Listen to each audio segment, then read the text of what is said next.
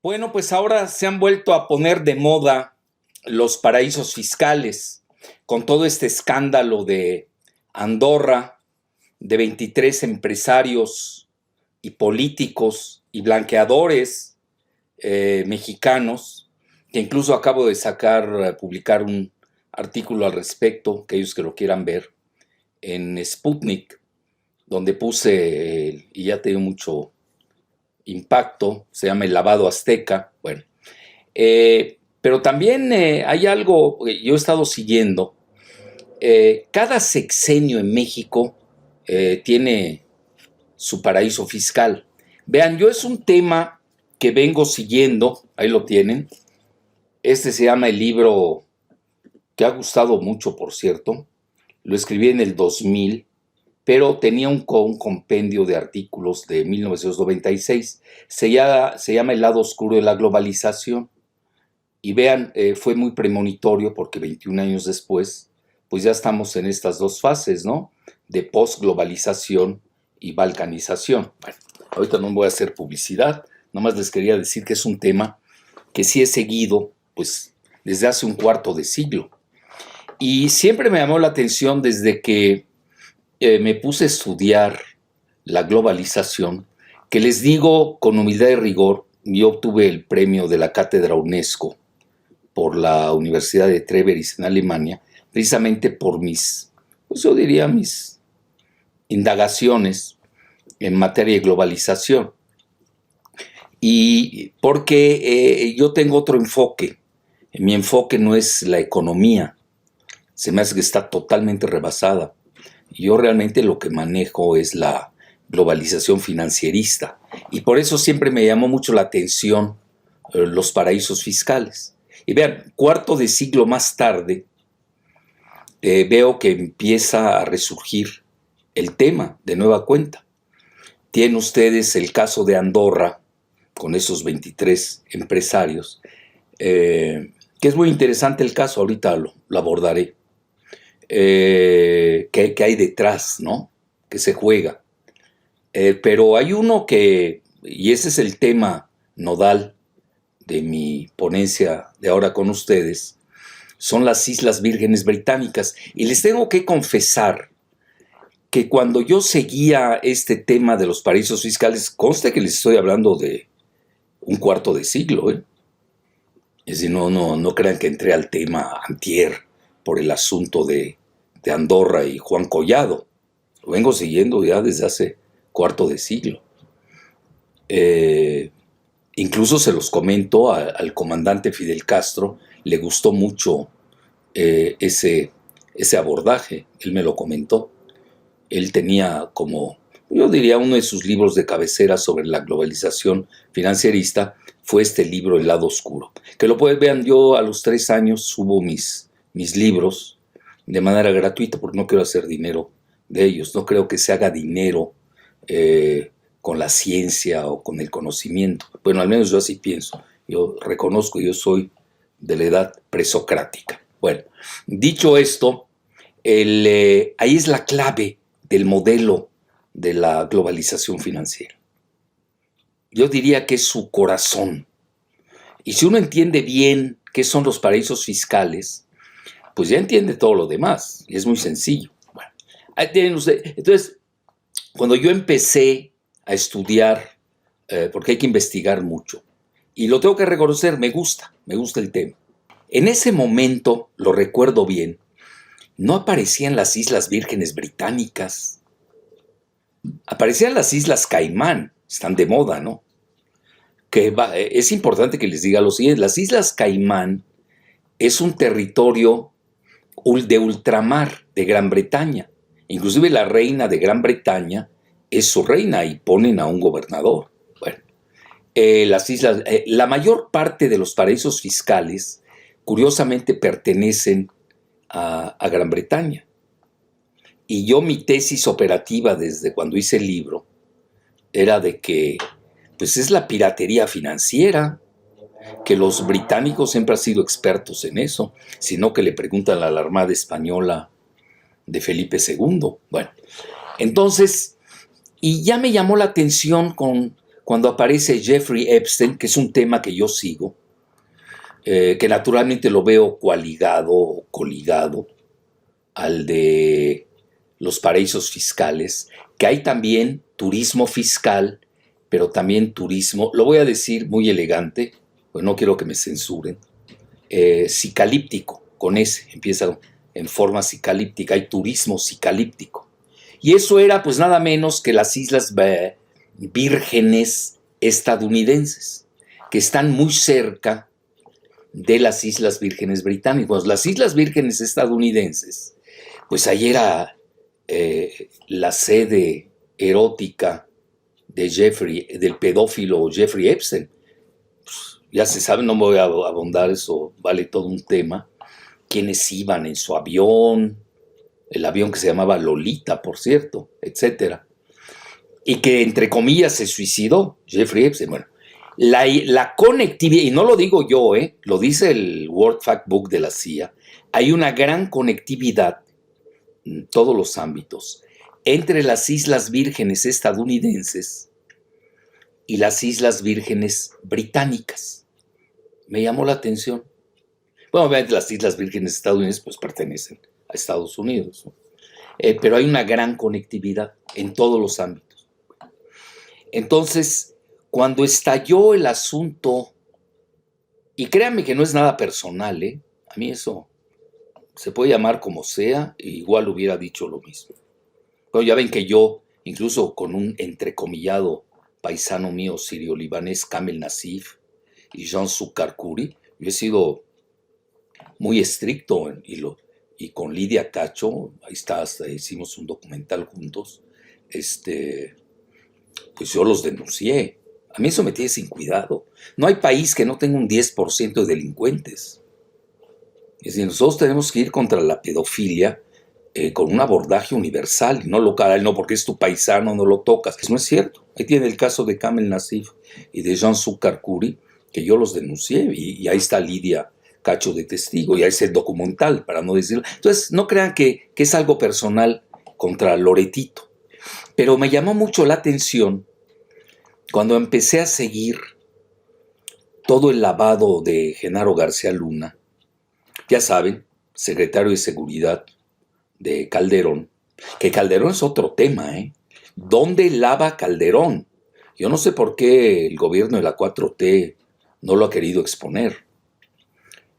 Pero obviamente ustedes saben que Calderón pues era un empleado de gaseras españolas, en donde le hizo perder fortunas a México con tal de beneficiarlas y beneficiarse. Entonces, naturalmente, ahí tienen, me recuerdo de una de Iberdrola, si no me equivoco, también está Repsol. Es decir, Calderón cobraba en todos lados con los españoles. Y por eso aquí nos vendían el gas a precios estratosféricos. Ya un día tocaremos un video especial de Calderón y sus andanzas energéticas. Bueno, pero cuando empecé a leer los lazos de García Luna con empresarios israelí-mexicanos en Miami, y luego con su lavado en Israel, que es un paraíso fiscal, por cierto, y además triangulado con Panamá, y luego ya emerge las Islas Vírgenes Británicas, y yo realmente, pues, hacía mucho que no seguía el ranking de cómo estaba la clasificación de los... Hay más de 50 paraísos fiscales en el planeta. Pero de los primeros 15, no había tomado yo en cuenta que ya están las Islas Vírgenes Británicas en primer lugar. Y esto ya me llamó la atención.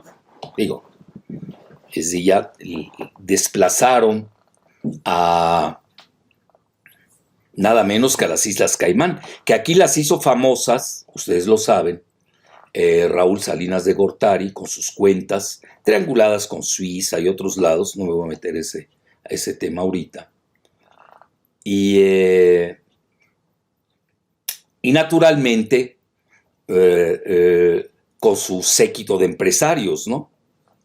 Ya ampliamente conocidos. Hay un artículo inolvidable que sacó en ese momento Wall Street Journal. Entre ellos, bueno, no, iba a tocar el nombre de uno, pero ya voy a dejar de hablar con medio México casi, entonces ahí lo dejo por el asunto Raúl Salinas, que él lavaba en las Islas Caimán, ahí se hicieron muy famosas. Y luego, ya ven que viene todo este estallido de escándalos. Es un asunto que ya lleva muchos años, ¿eh? Esto hay que tenerlo muy, muy pendiente.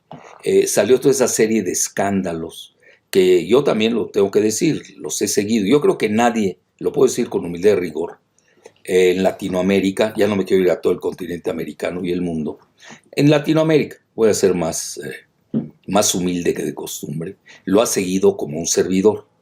Tienen, por ejemplo, los Swiss Papers, con HSB Papers, los Bahama Papers, todos los papers de los juegos de fútbol, cómo se lava dinero ahí, etcétera. Me acuerdo, eso lo sacó Der Spiegel. Todo lo que es Belice Papers, donde está Lenín Moreno, que lo vapulearon ahora en la elección, con sus hijas, en la elección de Ecuador. Están también Paradise Papers. Vean, yo desde cuándo vengo siguiendo esto. Están los Panama Papers, que ahí diseminaron efluvios de malolientes, y ahí sale nada menos que Vargas Llosa, ¿no? Que le da lecciones moral al género humano, etc. Entonces sí he seguido el tema, ese es un tema que yo sí conozco. Y si no, pues se aprende, así de fácil, por eso es de investigación. Y ahora me llamó la atención que las Islas Vírgenes Británicas, en el primer lugar. Y de repente veo lo de Genaro García Luna, que es mentor de Loretito, alias Carlos Loret de Mola Álvarez. Lo importante es su apellido materno, que ahí la tiene tirada en Mérida, por cierto. Yo sé mucho de esa familia, ¿eh? Y vean, yo he sido muy decente con Loretito, cosa que él no ha sido, ni su papá menos. Loretote, y él sabe que yo lo sé. Y tengo el dato, pero lo voy a tener que decir, que es presunto por las cuestiones legales, de que Fernando Gutiérrez Barrios, a quien él servía, era su chayotero, pues le dio $500,000 para escaparse de México, porque ya lo iban a matar, igual que al papá. Ustedes saben que al papá Loretototote era panista, se hizo priista para ser gobernador en Yucatán, y él manda a asesinar a mi amigo, con el que estudié juntos, en una escuela presbiteriana, el Colegio Americano de Mérida, para que vean, afortunadamente mi familia ha sido en ese sentido muy plural. No tenemos la cuestión católico, musulmán, judío, somos ecuménicos en la familia, lo cual es maravilloso, y les agradezco. Entonces yo estudié en una escuela presbiteriana de Mérida por el idioma inglés, que nadie manejaba el idioma inglés en ese momento. Y estudié con el Charras, que era íntimo amigo mío, o yo era su íntimo amigo mío. Y lo manda a matar Loretototote, que es que fue gobernador de Yucatán. Entonces ya sale el hijo y su nieto y nos quieren dar lecciones de axiología universal.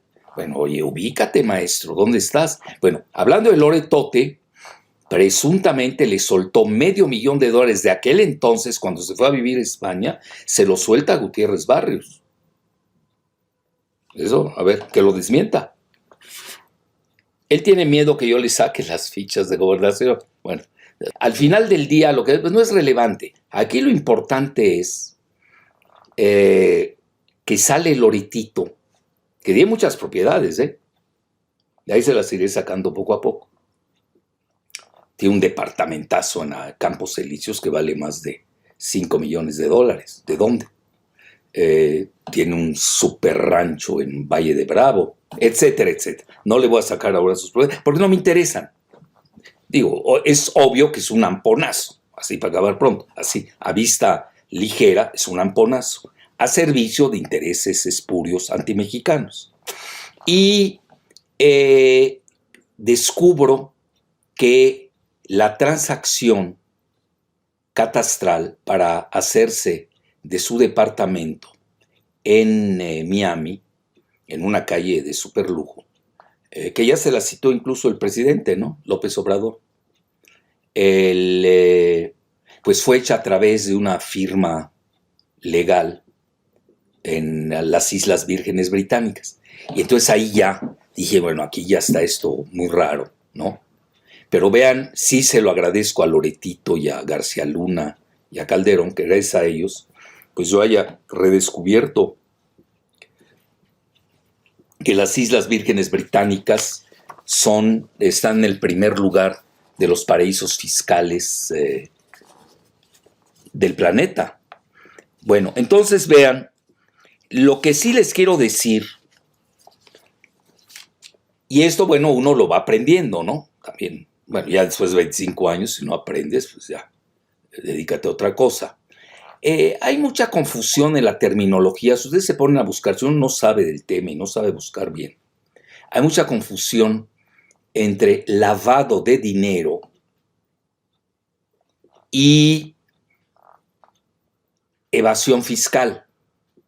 Lo que pasa es que ambos convergen en los paraísos fiscales. De ahí viene su gran confusión semántica. Vean, el lavado es muy sencillo. Hay muchos en México manejan la palabra lavado, pues no saben, son muy ignorantes, sin saber de qué se trata. Los mandan a golpear y ya cualquiera lava dinero. Para que sea lavado tiene que tener origen ilícito criminal. Así de fácil. Y obviamente se requieren por lo menos 3. Sí, tienes el origen, que es criminal, ilícito. Luego, ¿dónde haces tu transacción para esterilizarlo? Curiosamente, esto lo acabo de descubrir en lo de Andorra, en casas de cambio, que ya me voy a dedicar a investigarlas, sobre todo en México. Esas casas de cambio raras, ¿no? Por ejemplo, Castañeda, me comentan, se la pasa en casas de cambio. Pues que el mismo día está en 5 o 10 casas de cambio haciendo allá transacciones, ¿no?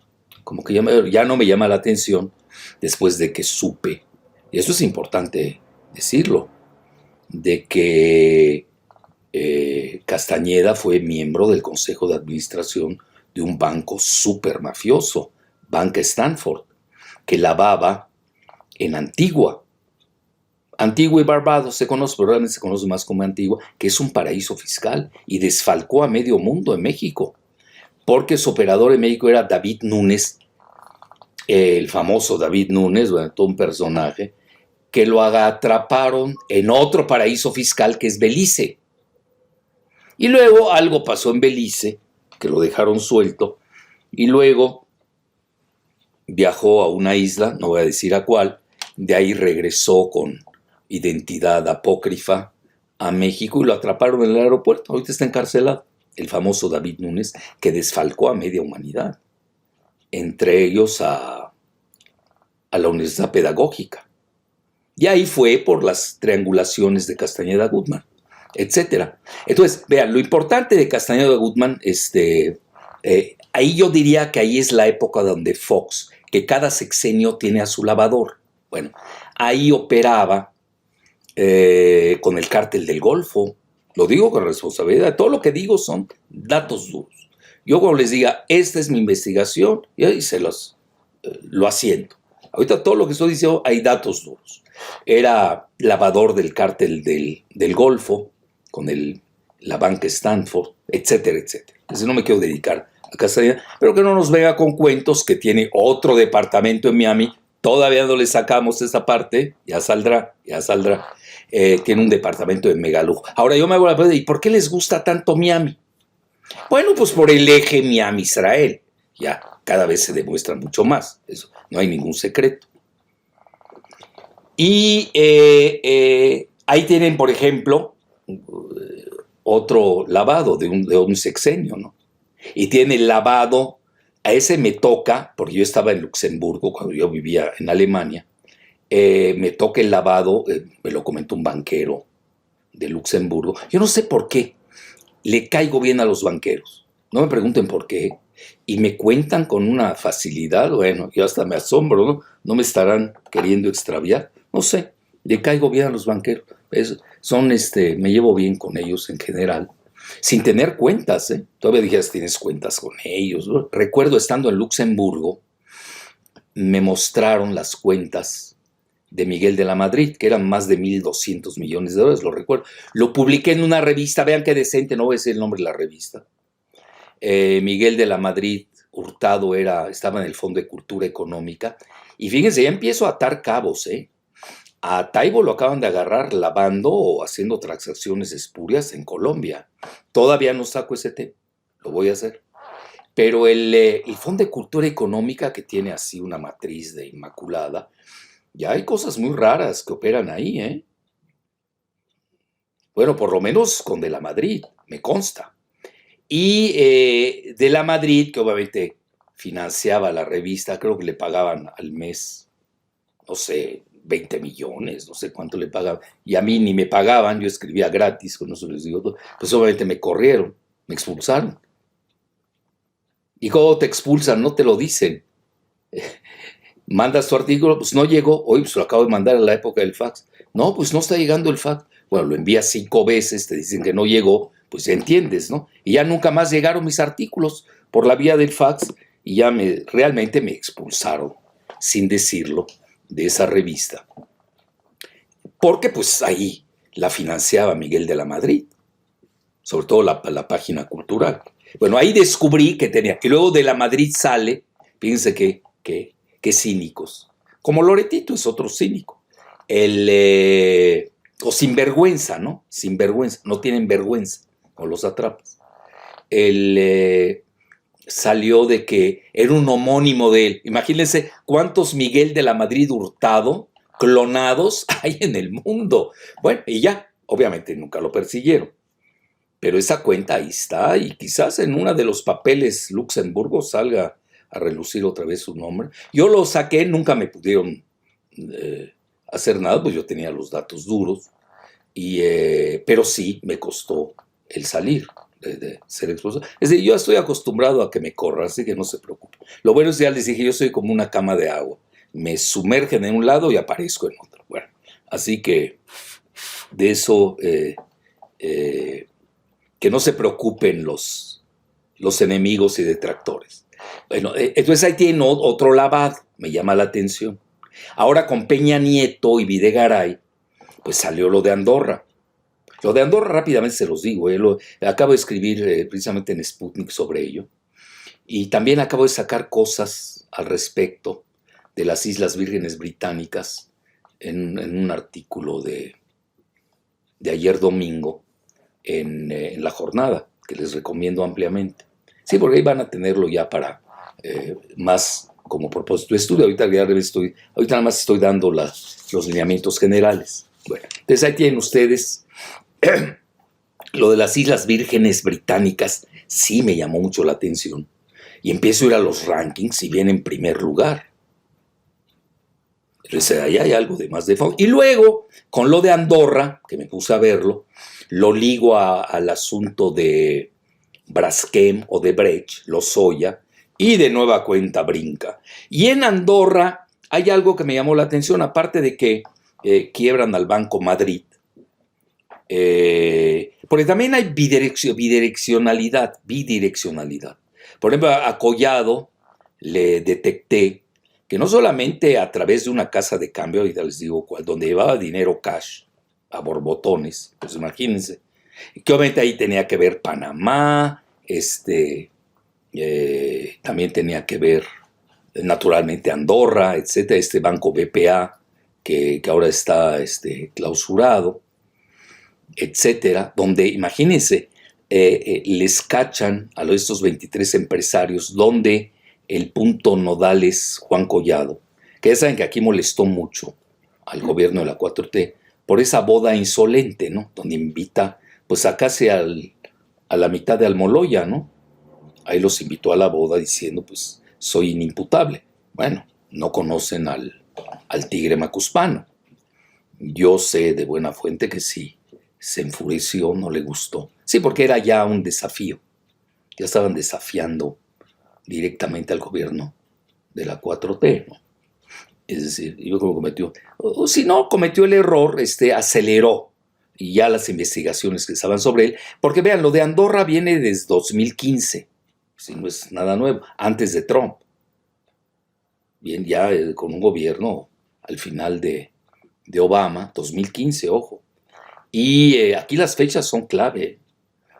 ¿Y cómo puede ser que tuviera solo estos 23 empresarios tuvieran más de 2,000 millones de euros, que es mucho más o es equivalente al Producto Interno Bruto de Andorra? Bueno, esto es anómalo. Andorra manejaba 5,000 veces más de capitales de lo que vale su Producto Interno Bruto. Nada más vean, Andorra, bueno, su clave es que está cerca de Barcelona, está a 2 horas, igual que Toulouse, en Francia. Que no voy a meter ahora que es un principado, una diarquía principesca, donde cogobierna un obispo de Urgel con el presidente francés en turno. Es fascinante estudiar esas cosas, a mí me llama la atención, pero más me llama la atención que lleguen 11 millones de turistas al año, en una población de 80,000 prácticamente. Bueno, ¿y por qué van tanto a Andorra?